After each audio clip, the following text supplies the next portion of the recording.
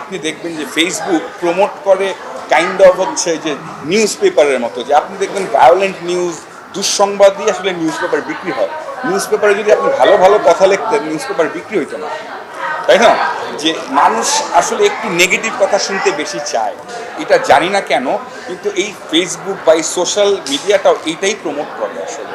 তো দেখা গেছে কি একটা ফিল্ম নিয়ে অনেকে ভালো কথা বলতেছে না, খারাপ কথা বলতেছে, কিন্তু এই সোশ্যাল মিডিয়া ফ্রেমওয়ার্কের কারণে নেগেটিভ কথাটা আগে আসতেছে আমার কাছে। সো যখন একটা সিনেমা দেখার আগেই আমি একটা নেগেটিভ কথা শুনে ফেলি, তখন আমি আর ব্রেইনটাকে নিতে চাই না, আমি এটা বলা প্রবলি খারাপ। আমি বলবো যে রকস্টার সিনেমাটা আপনারা দেখেন, সিনেমাটা নিয়ে যাই হোক, ভালো বলুক খারাপ বলুক, আমার মনে হয় সিনেমাটা অনেক ভালো, সিনেমাটা অনেক অরিজিনাল, সিনেমাটা অনেক ভালো ভালো গান আছে এখন। এবং অনেকে বলতেছে সবাই সব ছবি সবার জন্য না, এটা তো ভাই না দেখলে আপনি বুঝবেন না কোন ছবি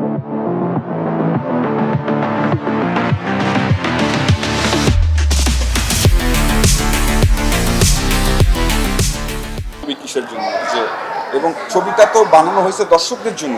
শাকিব খান এত কষ্ট করছে দর্শকদের জন্য, আজমান রুশো এত কষ্ট করছে দর্শকদের জন্য, তো এইটা তো আসলে দর্শকদের কাছে গিয়ে শেষ হবে। তো আমি বলবো যে দর্শকরা যাতে সিনেমাটা দেখতে আসে, এই ঈদের ছুটিতে বন্ধু বান্ধব নিয়ে সিনেমাটা দেখতে আসেন, প্রেমিক নিয়ে সিনেমাটা দেখতে আসেন, ভাই বোন দেখতে আসেন, সোশ্যাল আসপেক্টের যত রকমের সোশ্যাল সার্কেল আছে সবাইকে নিয়ে সিনেমাটা দেখতে আসেন, দ্যাটস ইট। এবং সিনেমাটা দেখার পর বলেন যে কেমন হইলো, ভালো লাগলো নাকি খারাপ লাগলো। এতগুলো যে গান হইলো বাংলায়, বাংলাদেশে 10টা গান, নতুন সিনেমা হইলো, তো গানগুলো শুনেন, ওর ভালো খারাপ আপনি বলেন কী হচ্ছে না হচ্ছে। আমরা আরও অনুপ্রাণিত হব, আমরা সমালোচনা শুনলে শিখতে পারবো যে আমরা আমাদের ভুল কোথায় হয়েছে, আমরা এরপর কী করলে আরও ভালো হবে। সো এগুলো তো আসলে ফিডব্যাক লেনদেনেই হবে। এটা তো যদি আপনি না দেখেন তাহলে তো আমরা আমরা কী ডেভেলপ করবো আমরা জানি না। সো আই থিঙ্ক দর্শকদের সিনেমাটা দেখতে আসতে হবে।